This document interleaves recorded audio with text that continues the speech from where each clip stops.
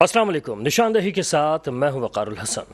نشاندہی کریں گے آج ملک میں جاری سیاسی افراتفری، سیاسی صورتحال اور کہاں پر جائے گی اور پہنچ کے کہاں پر رکے گی۔ کیا یہ سلسلہ جاری رہے گا یا اسی افراتفری کے اندر جو ہے وہ عوام کا کچھ بھلا ہو سکے گا، یا عوام اسی طرح سے پریشان رہیں گے جو ایک سلسلہ ہم دیکھتے چلے آ رہے ہیں۔ دوسری طرف حکومت بھی عوام کو خوش کرنے کے لیے غالباً پیٹرولیم پرائسز کم کر چکی ہے، لیکن عوام کے لیے کچھ خاص خاطر خواہ اس کا اثر نظر نہیں آ رہا، کیونکہ اس وقت بڑی خبریں جو ہیں وہ ہے کہ کیا عمران خان صاحب کو پکڑا جائے گا، کیا عمران خان صاحب پاکستان تحریک انصاف کیا اس پہ پابندی لگ جائے گی، کیا اس کے جو رہنما گرفتار کیے جا رہے ہیں وہ جو ہے ان کے معاملات کہاں تک جائیں گے۔ کیونکہ اس وقت جو غم و غصے کی لہر دوڑی تھی پورے پاکستان میں، وہ ایک ہی وجہ تھی، اور وہ تھی کہ پاکستان کے جو اہم ادارے، تنصیبات، وہاں پر کیے جانے والے وہ حملے یا ایک ایسا اٹیک جس نے پاکستان کو بری طرح سے اس کا چہرہ مسخ کرنے کی کوشش کی ہے۔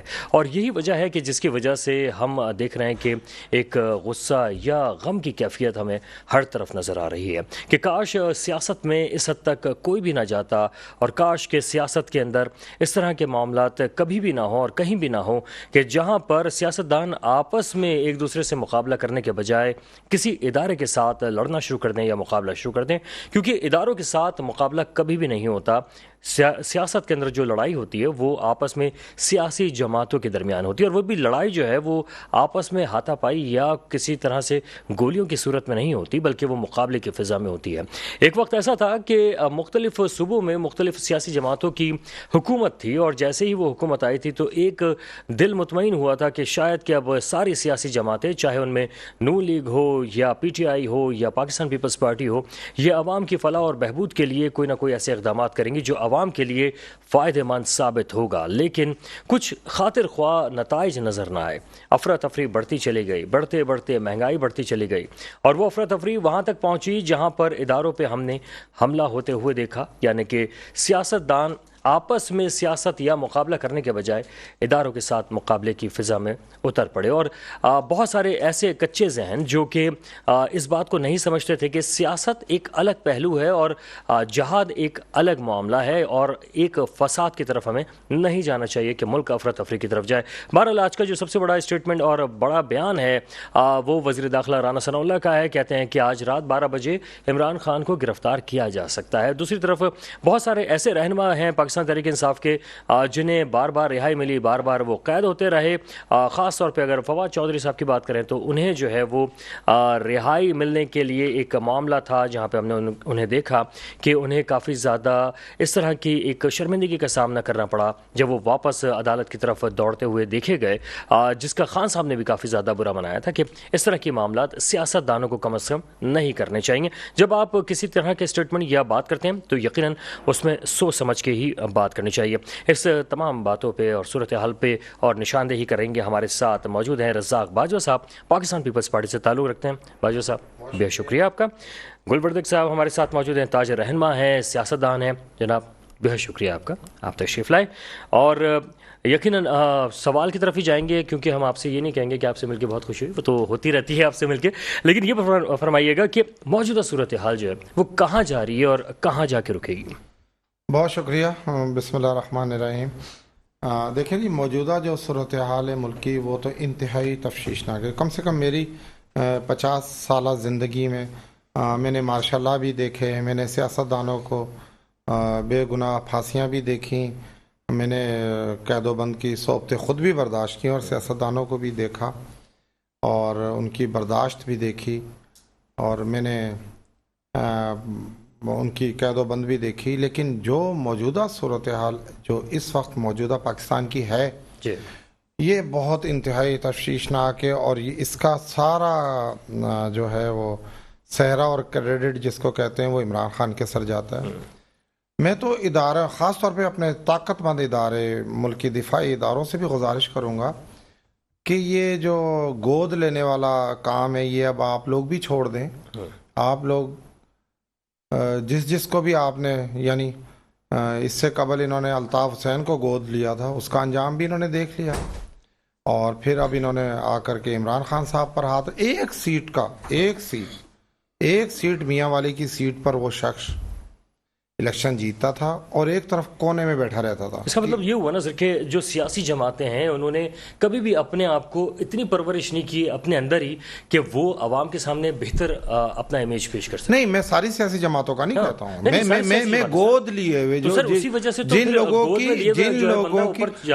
لوگوں کی ہمارے طاقت مند جو ادارے ہیں وہ ان کی کفالت کرتے ہیں, انہیں گود لیتے ہیں, لیکن کیا انہیں یتیمی مسکینی سے نکال کر سیاسی جماعتیں ان کا بھی تو سر جو نقصان ہے اس کی وجہ یہ ہے کہ وہ خود ہی اس پہ توجہ نہیں کرتے. دیکھیں مجھے 1 منٹ اگر آپ دیں گے تو دیکھیں, اگر عمران خان کی کفالت اور گود نہ لیا جاتا اس شخص کو, ایک سیٹ کا یہ بندہ تھا, اور پھر جس وقت اس کو اداروں نے اس کو گود لیا اور اس کو روٹی پانی دینا شروع کیا, اس کو سپورٹ شروع کی, تو یہ بندہ ایک دم 24-25 سیٹوں پہ پہنچ گیا. بات یہ بھی ہے نا کہ جب ہم عوام سے پوچھتے ہیں, عوام کا کہنا ہوتا ہے کہ وہ کبھی پیپلز پارٹی پہ اعتبار نہیں کرے, نون لیگ پہ نہیں کرے, تو وہ پھر کسی طرف تو جائیں گے نا, کہیں نہ کہیں ایسی قوت کوئی ایسی. آپ پیپلز پارٹی اور نون لیگ, میں دونوں کی بات کر رہا ہوں, ان پر آپ یہ الزام نہیں لگا سکتے کہ انہوں نے اداروں پر, پاکستان کی سلامتی پر, پاکستان کے دفاعی اداروں پر انہوں نے کبھی کوئی ضرب لگائی ہے. دیکھیں پاکستان پیپلز پارٹی سر کارکردگی اتنی اچھی نہ ہونے کی وجہ سے لوگ دوسری سیاست کے طرف جائیں گے, سیاستدانوں منتخب لاکھوں کروڑوں عوام کے منتخب وزیر اعظم ذوالفقار علی بھٹو کو ایک من گھڑت جھوٹے مقدمے میں انہیں پھانسی دے دی. دیکھیں پاکستان پیپلز پارٹی کے ہزاروں کارکنان نے کوڑے برداشت کیے, اپنی جانوں کا نذرانہ دیا, جلا وطن ہوئے وہ لوگ, اور اس ذوالفقار علی بھٹو کہ جس نے اس ملک میں کتنے کام کیے, میں کہتا ہوں کہ بھٹو صاحب کے کام گنوانے لگوں تو صبح ہو جائے گی. لیکن اداروں کا اگر سیاستدان اپنے آپ کو صحیح رکھتے ہیں کہ عوام جو ہے مختلف سیاسی جماعتوں سے ہی لا لگا کے رکھتے کہ یہ ہمارے مسائل حل کریں گے, تو شاید اس طرح کے نہیں. دیکھیں جمہوریت میں تو آپ کو سیاسی جماعتوں سے امید رکھنی پڑتی ہے. جی بالکل. لیکن جس وقت سیاسی جماعتیں اپنا مارکس اتارتی ہیں چہرے سے, اور پھر ان میں جو یہ دہشت گردی, جو غنڈہ گردی اور جو موجودہ اس بالٹی خان نے جو, اور دیکھیں یہ جو اداروں پر حملے ہوئے, یہ کوئی ایک دن میں نہیں ہوئے, یہ پوری پلاننگ. یہ لوگ اس پہ ذرا ہم بات کریں گے کہ کیا ٹوٹ پھوٹ کا عمل بھی شروع ہوا ہے, کس طرح سے ہوا ہے. ہمارے ساتھ جو گلوردک صاحب تو موجود ہیں ہی, لیکن ہمارے ساتھ مہتاب احمد چاندی والا صاحب بھی موجود ہیں, تجزیہ کار ہیں, آپ کو بھی خوش آمدید کہتے ہیں. اچھا گلوردک صاحب, اس وقت جو سیاسی جماعتیں ہیں, خاص طور پہ اگر ہم تحریک انصاف کی بات کریں جو اس وقت انتہائی مشکل میں جا چکی ہے, خان صاحب جو ہے وہ اپنی سیاست کا انتہائی مشکل وقت جو ہے اب وہ دیکھنا شروع کر رہے ہیں.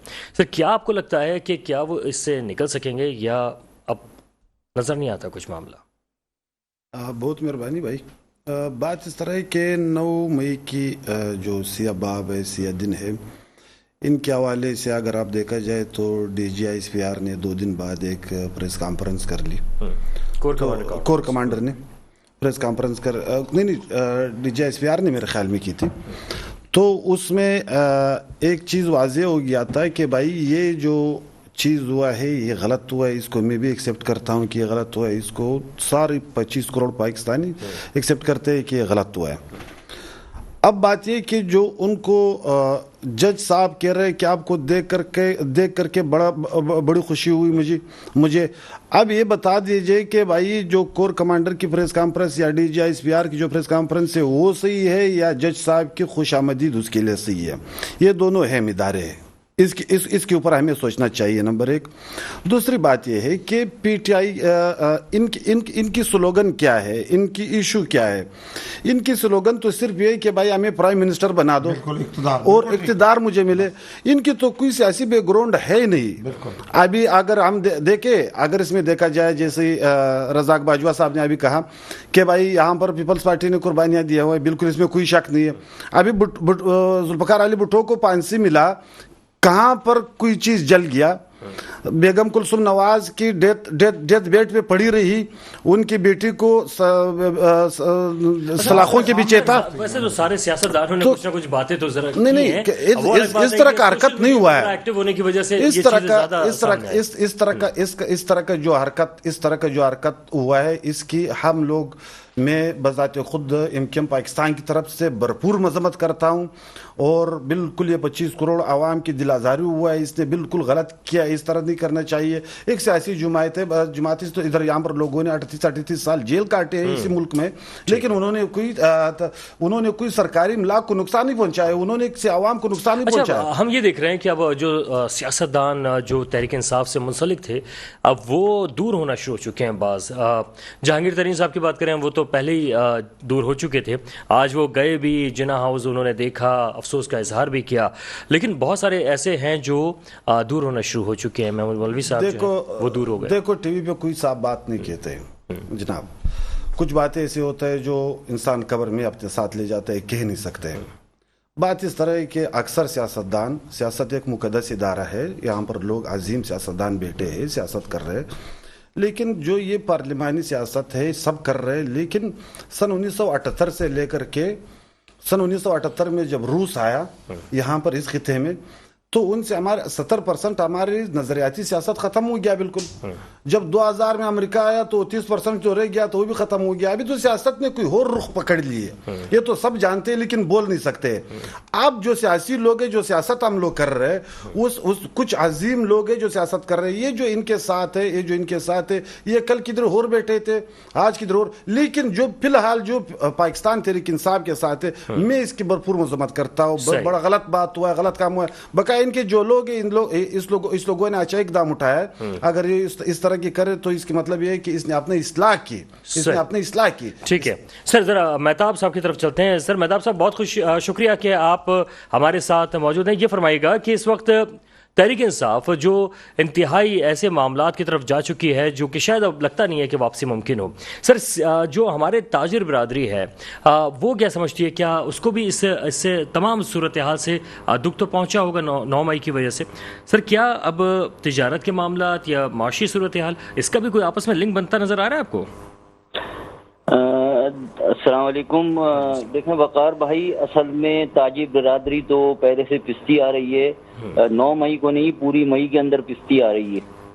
तो ऐसा है कि ताजिर बिरादरी जो है वो तो कहाँ पिस रही है कि इलेक्ट्रिक में, गैस के अंदर, पेट्रोल के अंदर, और जहाँ जहाँ सबको पता है खाने पीने की जो अशिया हैं उनमें तमाम में ताजिर बिरादरी और अवाम दोनों पिस रही हैं। अब रही आपने जो बात की कि जी हालात जो हैं किस तरफ जा रहे हैं, तो भाई ये हालात देख के तो भाई खून के आंसू होता है दिल, और जो कुछ हो रहा है वो नाकाबिले यकीन बात है। कभी सोचा भी नहीं गया था कि कभी ऐसा वाकया होगा, और GHQ जो हमारे ऐसे इदारे जिसको हम जो है यानी कि अपनी समझे मुकद्दस समझते हैं, उन इदारों के अंदर जो है ऐसे मामलात हुए, ये बहुत अफसोस है। और इंटरनेशनल जो मीडिया है जो उसने दिखाया उसके ऊपर और हमें शर्मिंदगी है इस बात की। तो आइंदा जो है ऐसे हालात मेरे ख्याल में ना होने चाहिए, क्योंकि जो भी हैं तो भाई हम सबसे पहले देखें पाकिस्तानी हैं,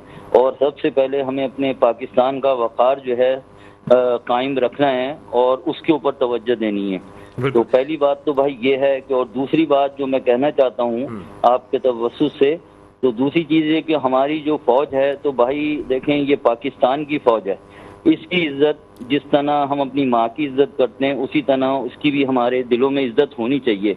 ठीक है, आपकी राय हो सकती है, हर आदमी की अपनी अपनी राय है और मुख्तलिफ राय हो सकती हैं, लेकिन किसी को इस हद तक जाके जो है वो करना और ऐसी बातें कहना तो ये नाकाबिले बर्दाश्त है, ऐसी नहीं होनी चाहिए। सर, आपको याद होगा 12 मई 2007 भी शायद आपको याद होगा कि जब मुख्तलिफ सियासी जमातें आपस में ही दस्तो गिरबा हो गई थी और आपस में कई कारकुनान जो हैं उसमें शहीद हुए थे। मुख्तलिफ सियासी जमातें थीं, उसमें MQM भी थी, पीपल्स पार्टी भी, ANP, सारी सियासी जमातें आपस में उनके कारकुनान शहीद हुए थे।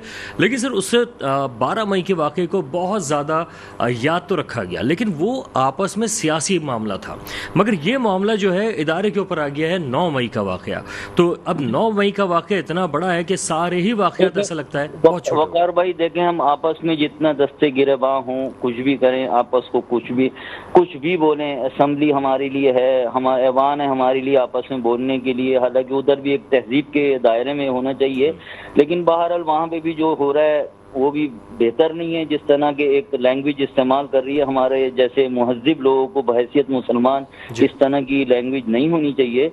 लेकिन बहरहाल अब जो कर रहे हैं वो अपनी ज़ात के खुद जिम्मेदार हैं इसके अंदर जो कर रहे हैं। लेकिन बहरहाल मैं अपील यही करूंगा तमाम लोगों से कि कम अज़ कम अफ़वाज पाकिस्तान को जो है ना कम अज़ कम ना करें, क्योंकि पूरी दुनिया के अंदर जो जितनी भी फतूहात या बड़े बड़े फातेह हैं उन्होंने अवाम के साथ नहीं लड़ा, फौज के साथ लड़ा है। यानी कि जो फतवात हुई हैं फौज ने करी हैं, अवाम ने नहीं करी। अगर सलाउद्दीन अय्यूबी को कह दें, टीपू सुल्तान को कह दें और दूसरे जो फाते हैं अपने अपने एरियो के अगर कहें तो उनके साथ अवाम नहीं लड़ी थी, उनके साथ फौज लड़ी थी उनकी। तो फौज हमारी सबसे पहले, हमारी मुल्क की ताकत फौज होती है। तो हम अपनी ताकत को अगर खत्म कर देंगे हम किससे, हम तो मुंह उठाने के काबिल नहीं रहेंगे।